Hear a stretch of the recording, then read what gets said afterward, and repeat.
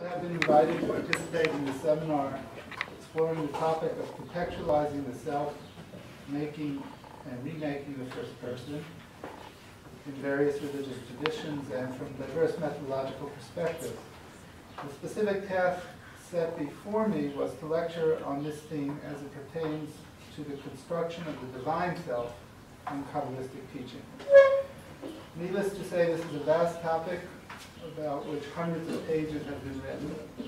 In this lecture, I can only offer a modest attempt to share some of my own thoughts that have evolved in the span of almost 4 decades.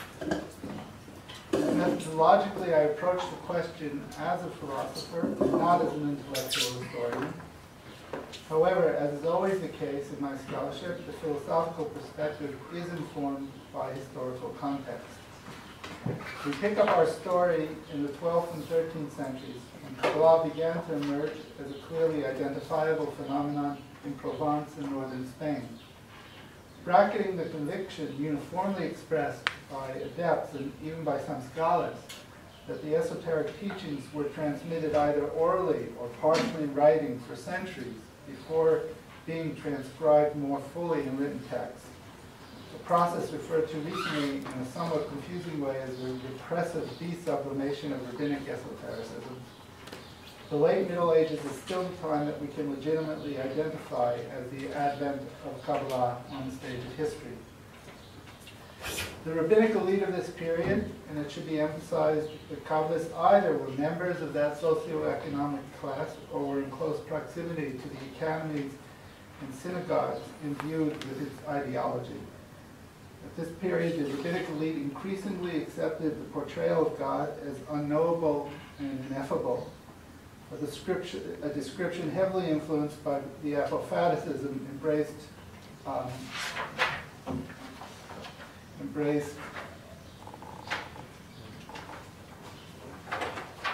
by medieval Jewish philosophers, the most prominent of them being Moses Maimonides, but at odds with the cataphatic emphasis of the scriptural and rabbinic corpora.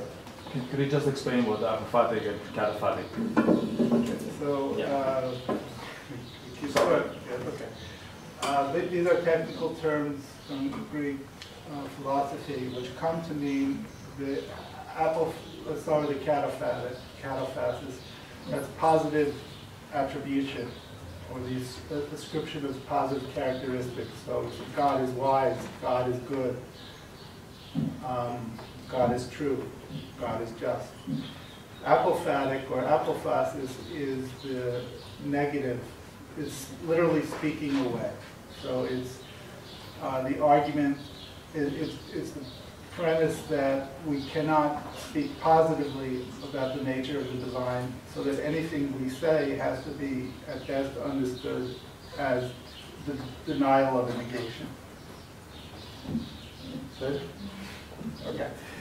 So, as I was saying, by the time the Kabbalah emerged, the rabbinic elite more or less has accepted the view that the God of Judaism, even though the biblical and rabbinic corpora would suggest differently, is a God that is unknowable and ineffable. As Maimonides explicitly argues in The Guide of the Perplexed, the ultimate apprehension of God consists of apprehending that we cannot apprehend God. Insofar as this supreme what he would have considered the supreme metaphysical knowledge is the lack of knowledge, it follows that the most appropriate form of prayer, as he says quite explicitly, is silence, quoting Psalms. And what he calls towards the end of the guide, the intellectual worship of the heart. Since any imagistic depiction of what is inherently without image, even if it is only verbal, is susceptible of allotting into idolatry. Indeed, even uttering praise of the inability to praise God may run the risk of affirming too much about the being from whom all perceptible and intelligible properties are to be expunged. Now, the roots for this negative theology are in Platonism and especially in the Neoplatonic schools of late antiquity. But since some of the works that arose from there were translated and transmitted in the name of Aristotle, the best known example is the so-called theology of Aristotle, which consists of selections from Plotinus's Aeneid, it is fair to say that the Aristotelianism cultivated by medieval Jewish, Christian, and Muslim thinkers, at least until the 13th century, was tainted by Neoplatonism. Now, for our purposes, the most significant ramification of this intellectual hybridity, this putting together Aristotelianism and Neoplatonism, was this fusion of the apophasis and cataphasis in the way that God is demarcated, or as God is typically called in philosophical literature, the first cause, or in Maimonides' term based on Ibn Sina, the mechuyav ha-metziut, the necessary of existence, referred to as the hyper being, or the being that is beyond being, the being that transcends all predication. And so the technical Greek term that's at play here is hyperousios, which was coined by the pseudo-Dionysius. And in that expression, hyperousios, the prefix hyper connotes both the being that is beyond, and therefore conceptually indescribable, and the being that is above, and therefore metaphysically superlative. The logic of apophasis at its extreme leads to the proposition that nothing that is asserted about God can be taken as literally true. And if we stretch this to its limit, we cannot even ascribe existence to this being, to which neither being nor non-being can be properly attributed. And we find that some of the Kabbalists by the end of the 13th century actually do use the expression lo yesh lo ayin in order to refer to either Keter or to Ein Sof. Lo yesh lo ayin. To probe the nature of the divine in Kabbalistic theosophy, we must begin with an appreciation of the central role accorded to the apophatic. The climax of the contemplative ascent, to use the idiom attributed to the Provençal Kabbalist Isaac of Lyme, consists of thought cleaving to that which thought cannot comprehend. The expression machshavah beka is used by his disciples to refer to this, to the aliyat machshavah, the dekut of the machshavah, to the machshavah in al-masayet. Thought cleaves to that which thought cannot comprehend. A state of dekut facilitated by the mind divesting itself of all concepts, images, and words. Some Kabbalists even went so far as to identify the goal of the mystical path as dekut being, as conjunction with the infinite. In this non-dual consciousness, or if you will, meta-consciousness, the consciousness that is beyond consciousness, all differentiation is overcome, and the suitability of language is called into question. As we find in the case of visionaries in other religious communities influenced by this apophasis or this via negativa, the apophasis voiced by Kabbalists engenders what could be simply called a mystical atheism that renders all theistic portrayals of God, including the theosophy promulgated by the Kabbalists themselves, as conceptual idolatry. This would lend credence to Franz Rosenzweig's comment in the Star of Redemption that the fundamental idea of negative theology culminates with atheism. It culminates with atheism and mysticism shaking hands.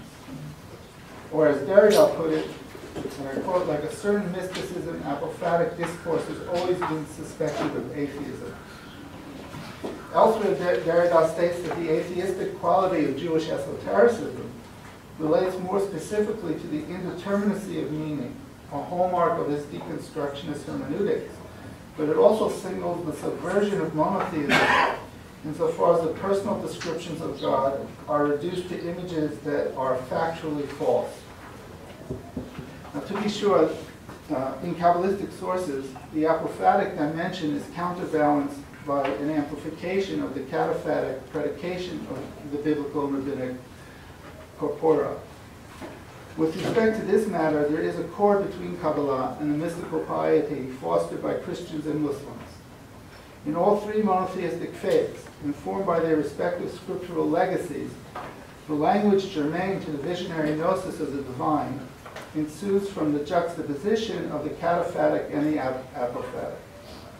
That is to say, the very being to whom the disparate forms are ascribed is the being from whom those forms are erased. The mystical utterance, consequently, is a gesture of speaking not rather than not speaking, an unsaying of the said and the saying of the unsaid, once we can deduce that there is no end to speaking when what is spoken is the unspeakable. That's why Sean God is right. More and more and more and more. They don't adopt vows of silence, either with respect to speaking or writing. And Afila Tanita Dibur, even the Tanita Dibur, which of course is a technical rabbinic category, even the Tanita Dibur requires certain tefillot, or the utterance of tehillim. So you don't have a model of complete withdrawal from verbal articulation. Okay, then I'll skip a little bit here. Again, to come back to my point that I was making before, if one follows the logic of this derech shlila, or the via negativa, to its limit, one is led to the unsettling realization that monotheism is in truth, or at least in its mystical truth, atheism. Or, alternatively expressed, the aniconic corollary of the monotheistic creed occasions the undoing and demythologization of theism. To bring it back specifically to Kabbalistic symbolism. Assuming that Ein Sof is beyond all description, then any positive statement of belief would be an apophatic gesture of unbelief. Indeed, in some sense, the crumbling of the cornerstone of monotheism. Since one would have to believe in the representation of God that one could not believe in, on the grounds that they are illusory appearances of what is, in fact, inapparent, or that which cannot appear, that which cannot be manifest, that which is concealment as such. Now, the atheistic tendency to go beyond the portrayal of the divine develops from and remains dialectically intertwined with its theistic underpinning. So the unraveling of the latter necessarily brings about the nullification of the former. Or if I wanted to use Meister Eckhart's celebrated formula, to free God from God requires that the Godhead beyond God, that is Ein Sof, be liberated from any delimitation of godliness that is not subject to an uncompromising and seemingly never-ending denegation. The hermeneutical postulate underlying this claim is that to overcome is not to deny or to destroy, but to surpass, which entails constant delineation of the limit that one perpetually exceeds. The surpassing invariably secures the threshold that has been surpassed. Maybe one of the most succinct formulations of what I'm getting at was offered by a Kabbalist who was active at the end of the 13th century, beginning of the 14th century, Yitzchak Yaakov, who reports in his mystical diary, the Otzar Chaim, that he received from his master, who goes unnamed, that the goal of contemplation is to reach a state of dveikut with the Ein Sof, which he says is beyond name, the nameless. But the only way to achieve that is al derech hasulam shehu Hashem hameforash, The only way to achieve the equity with the Ein Sof, that is the nameless, is through the name, which is the latter. So here I think we come face to face with the paradox that informs the Kabbalistic worldview. The namelessness of the infinite, whose hidden truth is beyond comprehension and verbalization, can be revealed only by constricting its luminal darkness in the spiritual light of the four letters of the ineffable name, the Shem HaMeforash, also called the Shem HaEtzem, the essential name, since it comprises the essence of Ein Sof, but in essence that is essentially without essence. It's an essence that is the absence of essence.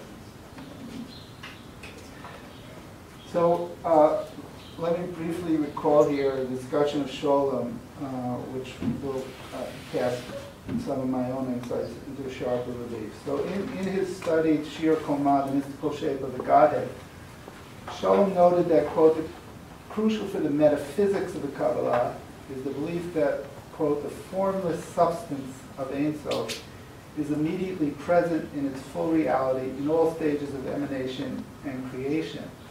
Whence it follows that, quote, there is no thoroughly shaped image that can completely detach itself from the depths of the formless. What Sholem is getting at here is that so the immanence of the formless in every form yields the fundamental paradox. And this is how Sholem enunciates that paradox. The truer the form, the more powerful the life of the formless within it. To delve into the abyss of formlessness is no less absurd an undertaking for the Kabbalists than to ascend to the form itself. The mystical nihilism that destroys any shape dwells hand in hand with the prudent moderation struggling to comprehend that shape. The attentive ear will discern in these words what is a basic tenet in Sholem's approach to mysticism. And that is that the mystical experience is an encounter with the absolute or infinite, what he refers to here as the shapeless abyss. And thus, to the extent that the formlessness threatens to undermine the forms imparted by the text and reified by the rituals of a particular tradition, the experience is potentially nihilistic. Now here I would depart a little bit with Sholem with regard to the language of nihilism.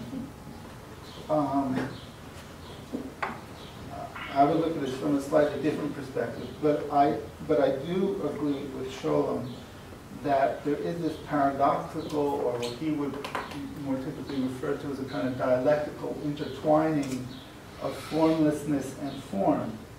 And again, as I said before, to me this is a characteristic that is not unique to the Kabbalists, but is shared also by Christian and Muslim mystics in the Middle Ages, in the European continent, in large measure due to the influence of that Neoplatonic legacy. And this, additionally, I will add, from the point of view of hermeneutical point of view, it relates also to another paradox which has been central to my thinking, which also echoes an insight of Sholem, and that concerns the inability to separate concealment and disclosure. Right? And the 16th century Kabbalists in Tzfat formulated this as a principle. You find it in Al-Shif and in Vital, Cordovero, also one text that's attributed to the Aviv, and that is Ha'helem Sibat HaGilui, HaGilui Sibat HaHelem. Right? So that the concealment is the cause of disclosure, and disclosure is the cause of concealment, which essentially means you cannot really separate those two. But there's some kind of paradoxical identity of these opposites. Okay, so I'm going to skip here a discussion about Walter Benjamin, which I think is interesting, but maybe I have a little rahmanut, I don't say it there. But it is interesting, and it's important to actually understand Shalom and his reading of Torah. Just explain more than you think needs explanation. Yeah. Well, then we'll be here beyond my flight at that time. So, maybe it would have been best to circulate the paper. All right, I'll try to do my best to get to simplify as much as I can. Okay, so I'm going to skip this whole discussion of Benjamin, which I said is interesting, but I will skip it.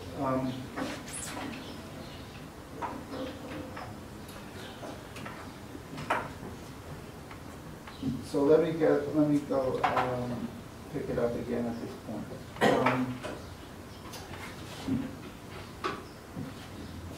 Coupled with this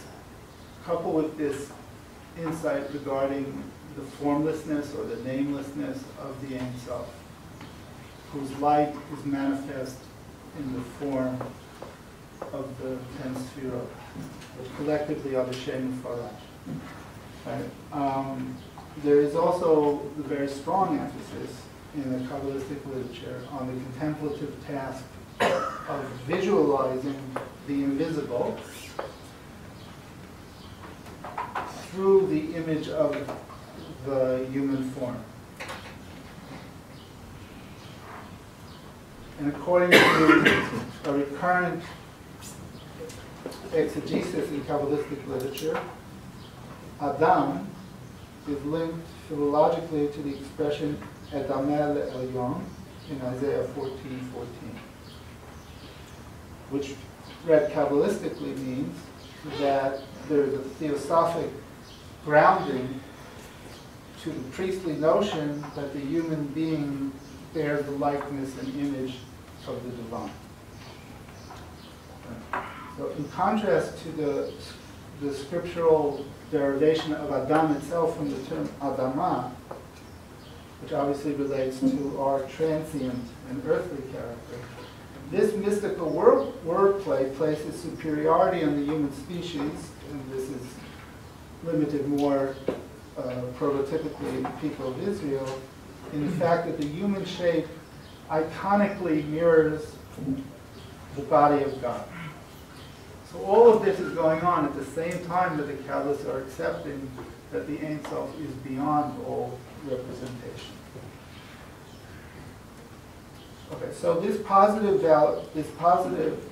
characterization of Adam having been created in God's image and somehow related to the physical nature of Adam and not simply the psychic or the spiritual, this is predicated on the presumption of some kind of correspondence between the limbs of the human body and what they thought of as the limbs of the divine body, or the spherotic emanations.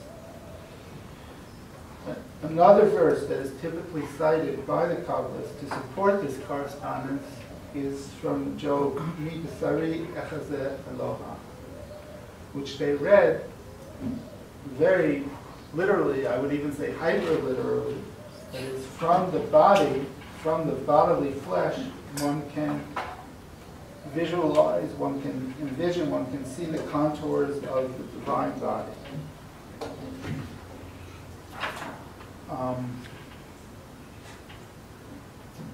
Now, of course, it goes without saying that no Kabbalist, at least none with whom I am familiar, presuming that the divine body should be understood literally as if God were a fleshly being subject to generation and corruption, birth and death. But it is also clear that no Kabbalist could accept the philosophical view that these expressions are merely allegorical.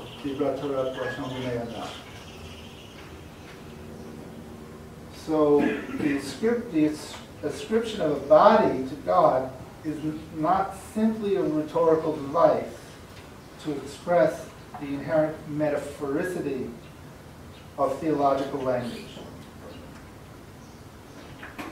And here too I would say that Sholem rightly noted that the medieval theology dictated by philosophers, quote, sought to push the biblical concept of monotheism to its utmost extreme, and even outdid the Bible itself in removing any vestiges therein of mythical or anthropomorphic parlance. In the newly evolving Kabbalah, we find the opposite tendency. Here too, the spiritualization of the idea of God is accepted, fact, but the ancient images re-emerged, albeit now with symbolic character. And it goes on to say, unlike the philosophers, the Kabbalists were not ashamed of these images. On the contrary, they saw in them the repositories of divine mysteries. So here too, I walked in the footsteps of Sholem, but I would say that I have a slightly different perspective than Sholem, in that I try to provide a model that goes between the literal and the allegorical, or the figurative. And that's what I refer to my work as the imaginal body. So I think of the body of the divine as the imaginal body, not the imaginative body, but the imaginal body, which is a term that I borrow from the work of Henri Corbin on Islamic esotericism. In order to convey this sense of embodiment that is not material flesh, but is nevertheless a concrete phenomena and not merely a figure of speech. Anyhow, again, I'm going to shorten my presentation here because I have a feeling that it's maybe a little bit too difficult to follow me, and maybe with Adam's response, he'll open up things, and then I'll have a chance to elaborate on some of my ideas here. But I would say the main point that I'm trying to get at here is that the divine self assumes a corporeal form in the imagination of the visionary. But of course the interesting thing is that the visionary who can imagine the divine body is someone who has achieved through ascetic practices a divesting of corporeality.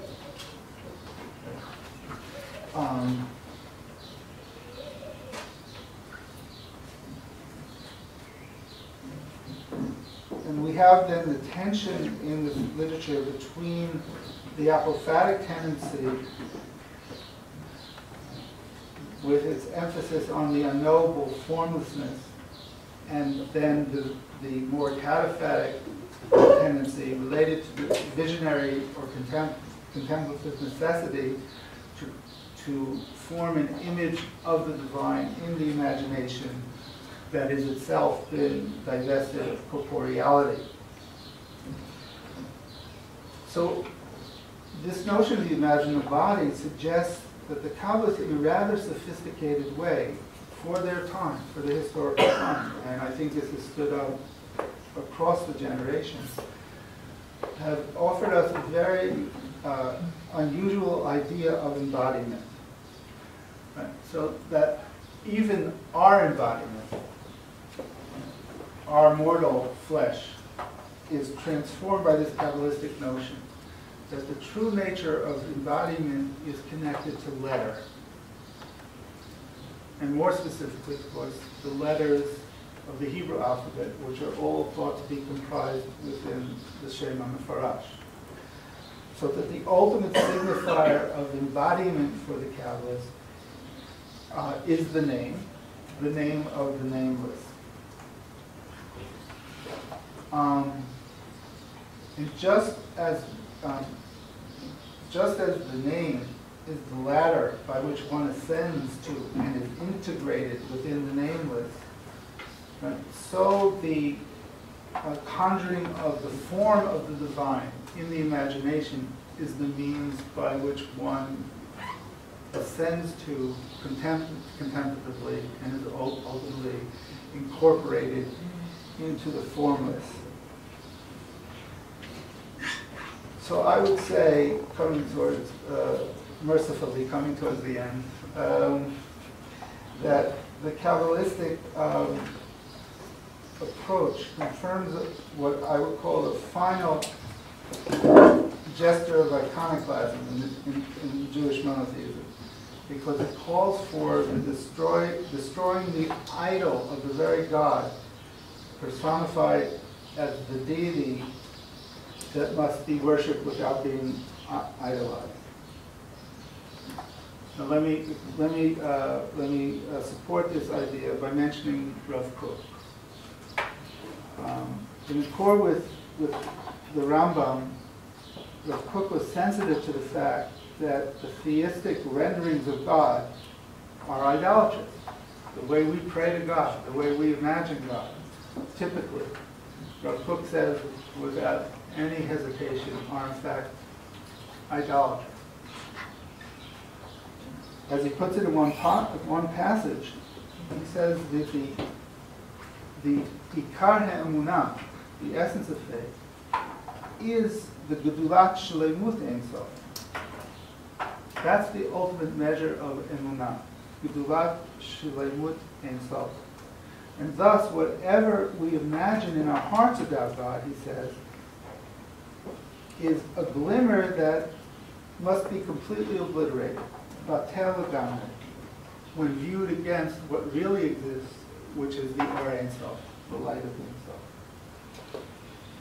And he goes on to say that every name we assign to the Ein Sof is, quote, but a small and dim spark from the hidden light to which the soul aspires when it utters the word Elohim. Every definition of divinity brings about kafirah. Say that again. Every definition of divinity brings about kafirah. Every definition is Eliyut Ruchanit, which I translate here as spiritual idolatry. Even the attribution of the intellect and the will, and even divinity, Elohut itself, for Elohim is a definition.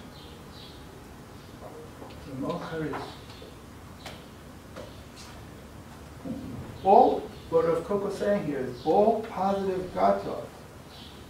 By the way, this is retrievable from the Shmona Kvatzim, where we finally heard the words of Rav Kook without the editorial hand of the Nazir or Tzvi Yehuda Kook.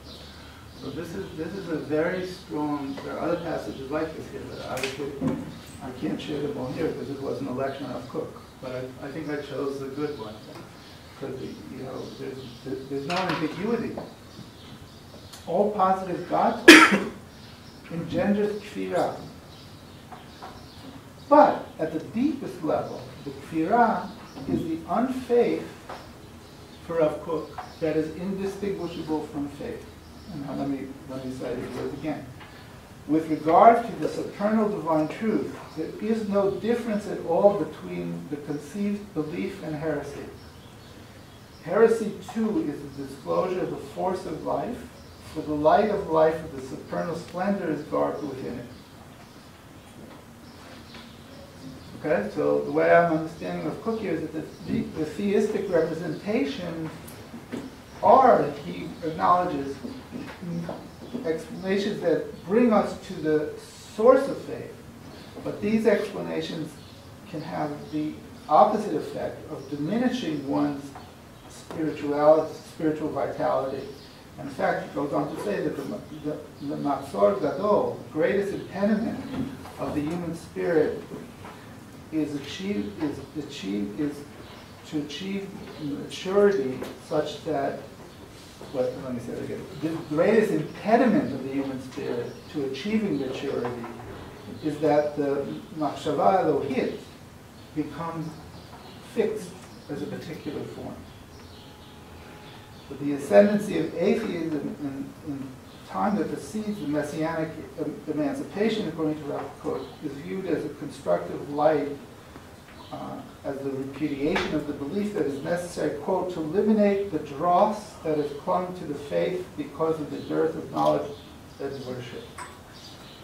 But I think you got the point. But the function of atheism for Rav Kook is to remove these surot hamiyuchadot, from our conception of divinity, and to uproot the klipa that separates the human from the true divine light.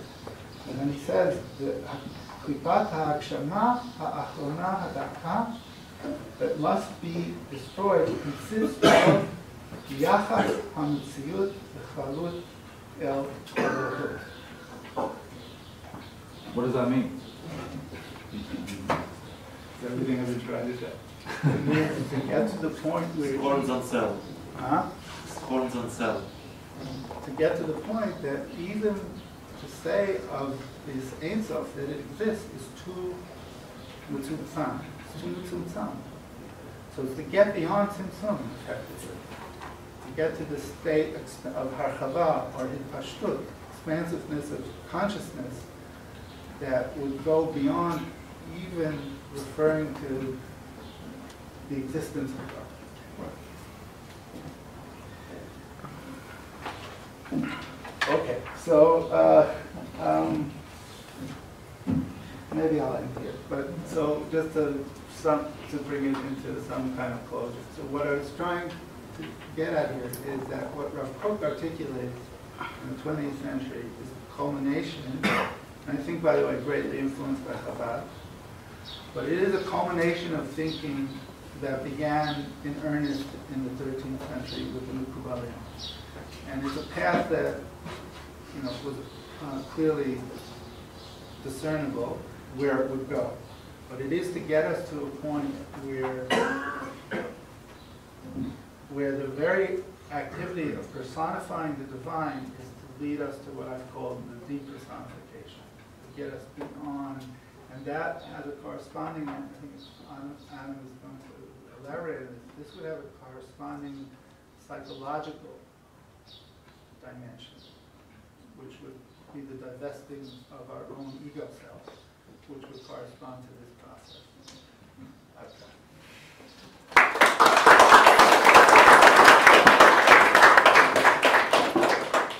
Okay, I think this, thank you, Elliot. This raises a lot of questions. Among other things, what Elliot focused on was the impersonal aspects of God. Whereas in fact, in many ways, God, once you go beyond Ein Sof, once you go beyond the pure essence of God, which is indeed apophatic, cannot be understood, cannot be said, cannot be uttered, then God has, in fact, a person. He has more than one person. In fact, he has 10 persons. So the Sefirot have their own characteristics, their own histories, their own sexualities, their own gender. All of these things, I think, we would like to ask you and hear from you about, as in some ways, I think, this characterizes what is special about Judaism, because the apophatic aspects, in fact, are Palestinian, Christian, Muslim, and that aspect, I think, including the most daring statements that you like Cook's, you can find in other places. Whereas Sfirat Keter or Sfirat Malchut, that you cannot find, at least not one-to-one, in other places. At least we can talk about this. Our respondent is Professor Adam Afterman. Professor Adam Afterman is chair of the Department of Jewish Philosophy and Torah. So we just heard a very rich presentation. I'll be focusing in my written response on some aspects, and then we can probably talk about other aspects later on when we open up for discussion. So I'm extremely grateful to Professor Aviad Kleinberg for inviting me to respond to Professor Wolfson's presentation. It is a welcome opportunity and an appropriate occasion to express once again my deep admiration of Elliot and his scholarship. This workshop was a great platform for me personally to delve once again into some of his recent thought and work. In the weeks leading to this workshop, I had the opportunity to reread some of Elliot's main studies regarding the self and God. However, due to the time restrictions, I'll be primarily referencing his paper that we just heard today. What I'd like to focus here is, after such an eloquent presentation, is into the overlap of Elliot's methods and conclusions regarding the divine, non-persona, and my and actually his long-established interest in the matters of religious transformation, integrative mysticism, dvikut and mystical union, from the perspective of the human self.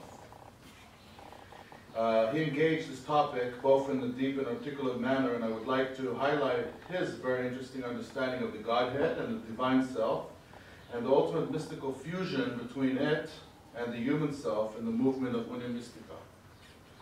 Before I delve into the question of what exactly happens or does not happen in the moment of fusion of the human self and the Godhead, I would like to pause and consider the stages leading to Elliot's presentation of the divine self. And I'll just go over a few of the basic stages I think we heard today. Then with these stages in mind, I'll advance toward a possible understanding of the human self, and ultimately ask what kind of mystical integration is possible between the two. As we just heard, in Kabbalistic literature following Sefer Yetzirah, one finds a hyper-linguistic conception of reality in which all being, including the human being, and even, we just heard, the human body, is a linguistic manifestation of the divine name, whose essence is the concealed Godhead. Consequently, there is a fundamental ontological connection, or an organic isomorphic extension that exists between the human individual and the Godhead. As previously mentioned, the impact of Neoplatonic via negativa of Maimonides and other philosophers impact the way the Kabbalists portrayed God. In this philosophical strand, they imagined God as unknowable and ineffable.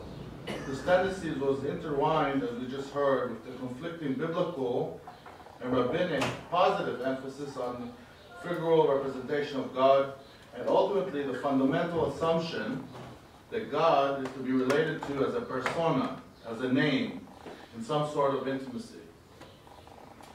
Transcending his wisdom, his light, and private name lies the dark light, what Elliot just referred to as the luminal darkness, that is somehow at the same time the root of God's light and the human candle, the human self.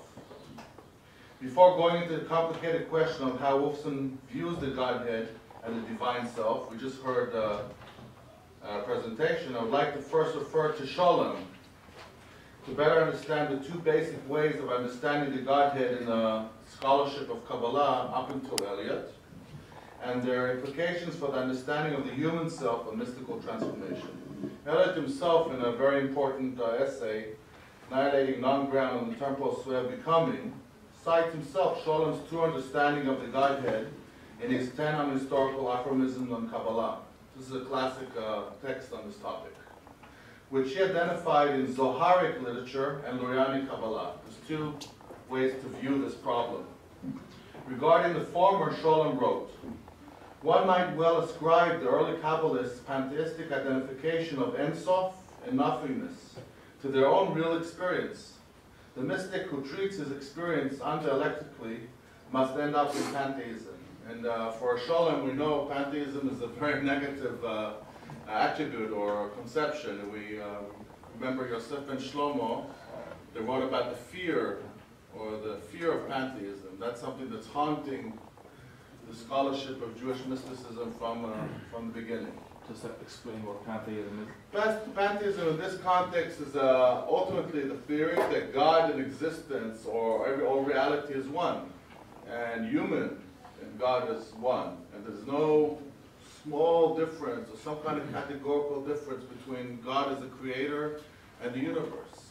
And Sholem, following Yaman Cohen and other thinkers, viewed that as an untheistic understanding of God. He felt that the Kabbalists were always, that was a kind of categorical borderline of heresy that they couldn't pass. They were like on the border of that all the time, and always keeping them, at least when they were talking and expressing their experiences, they always are very careful not to express and go all the way to pantheistic theories. So he said, if you identify Ein and Ein Sof, ultimately you reach an untheistic understanding of the Godhead, and Elliot just talked about that from one aspect.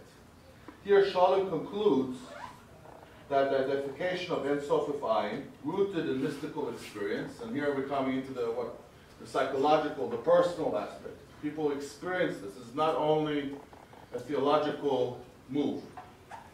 ultimately leads to a form of pantheism in which no distinction can be made between the divine and creation.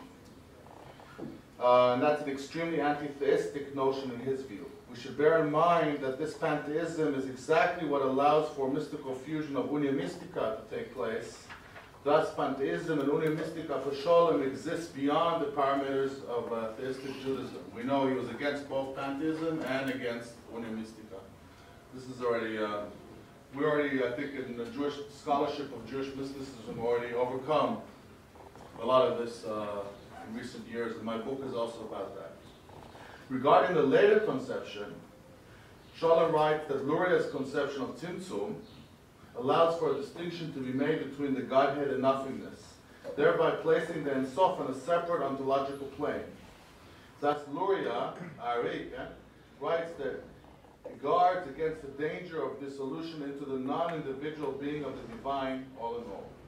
In Sholem's eyes, the language of Vikut, and not union, reflects exactly this tension, a form of mystical integration that does not lead one to full annihilation into the Godhead. It doesn't bring you to full bitul into the Ein Sof.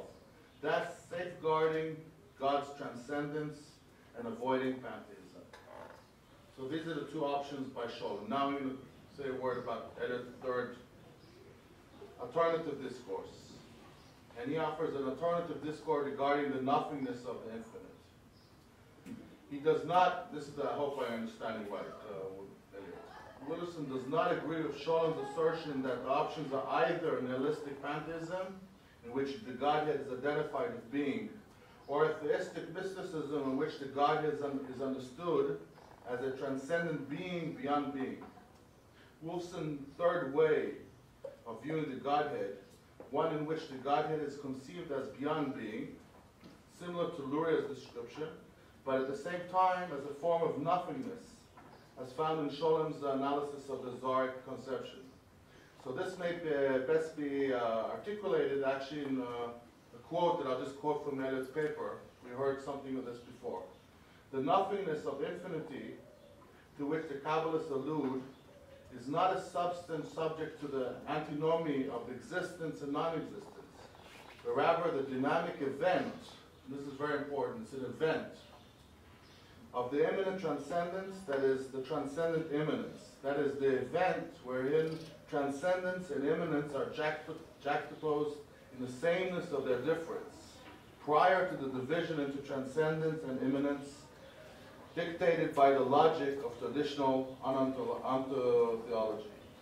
Okay, you wrote that, and you explained that in different words just earlier. This point where this nothingness is something that's beyond the categories of regular existence and non-existence.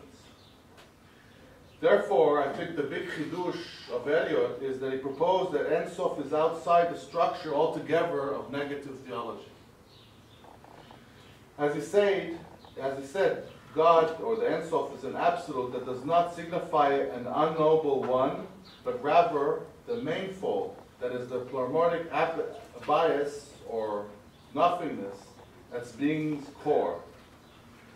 The negation devoid of the negation of its negation, or a triple negativity. The emptiness of the fullness, that is the fullness of emptiness, emptied of the emptiness of its emptiness. Now I know this sounds a bit but we're trying to express in words, or I think Elliot is trying to express in words in a poetic way, perhaps, this form of Ein Sof that's beyond Ein and Yesh, some kind of category that's beyond, and I think once you get used to this kind of discourse, it actually makes sense.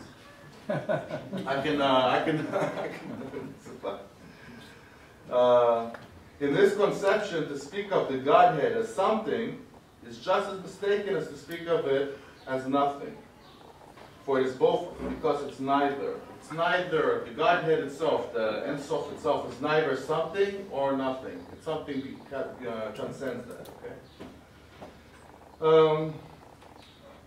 like I mentioned in his paper, Elliot mainly focused on the divine self, and he was invited to talk about the divine self, and I'm going to move and say a few words about the implications for the conception of the human self, and the human psychological and mystical transformation that's linked to this.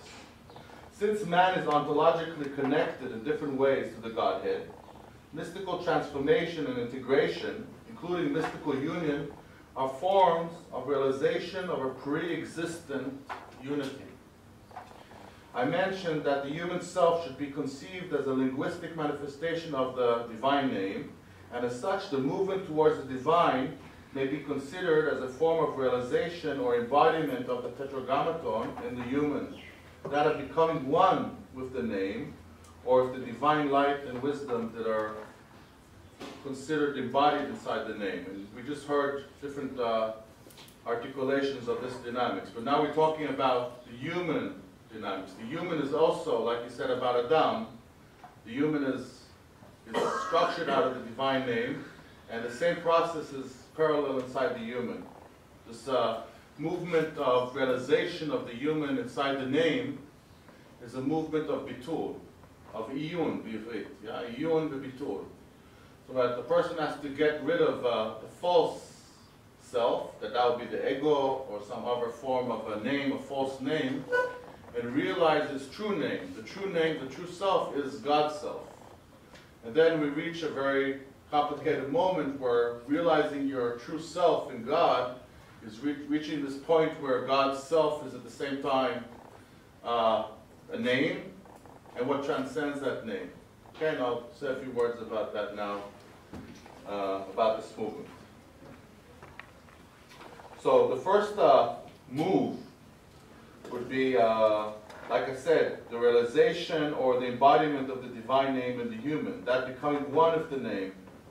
This is a positive type of unamistica. The human realizing its core being is shared or is one with the divine being. However, since the divine name, whose essence, or in fact in essence, is the concealed Godhead, man's being is also to be understood as beyond being and non-being, and as non-substantial with the Godhead itself, because God himself is beyond his being, beyond his name, so becoming one with God is a parallel move beyond.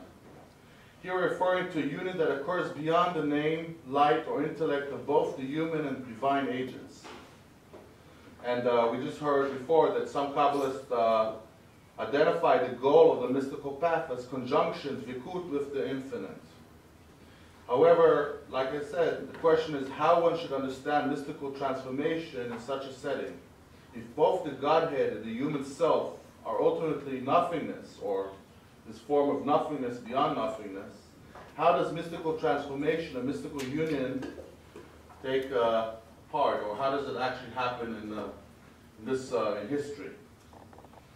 The movement from yesh to ayin, and from ayin to Ein Sof, whereupon the yesh is understood as the same other, or the original repetition of that which is already being. And this is where some of, I think, Heidegger's thought is coming into Wolfson's analysis. In this consciousness, the yesh is considered as the ultimate revelation, the name of the ultimate concealment. However, due to the nature of this concealment, what is disclosed is the concealment, for the concealment cannot be disclosed as concealment unless it's concealed. And this is this paradox that Elliot just talked about of Elem and Gilui.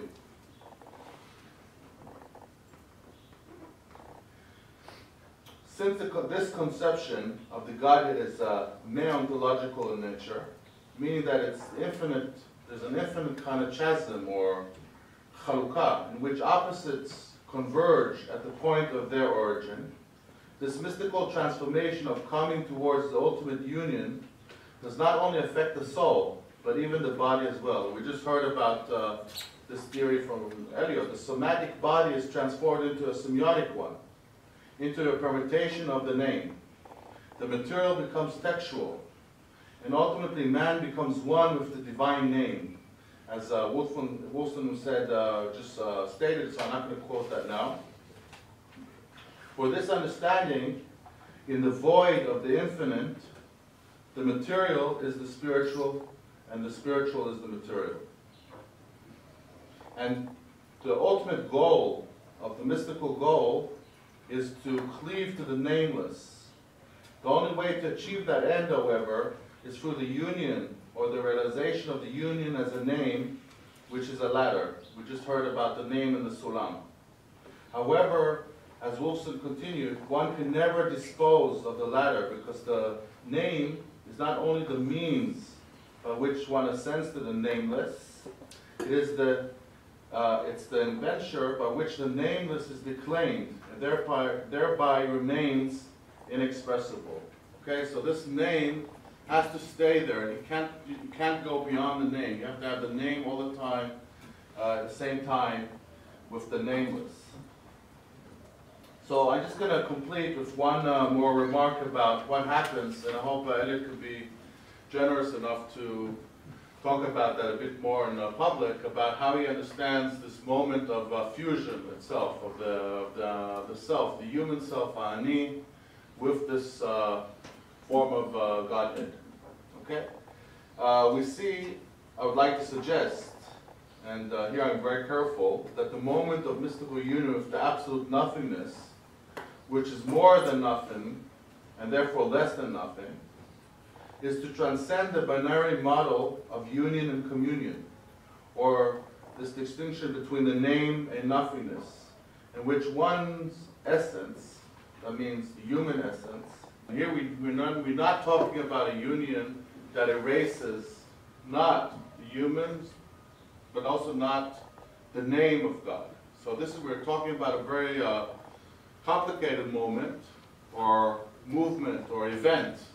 I think that's the word to use, event, in which God is united inside himself, and then the human is participating in the same kind of dynamics in this event where he's at the same time transcendent and at the same time embodied, or same time embodied in the name, embodied in the body. At this point, the body, you kind of hinted at that, the body is not the regular body, it's the name. So the human becomes the name, and the name at the same time is fused with the Ein Sof. So we're talking about a very interesting event where they're both kind of in this final state, not as a singular moment of final illumination, but rather as a perpetual dynamic. It's never fully realized. This is a movement, and we're used to Eastern kind of categories of thought where union brings us to a moment of absolute illumination, absolute, final, absolute integration. This is an event that continues. For the moment it is realized, it begins again.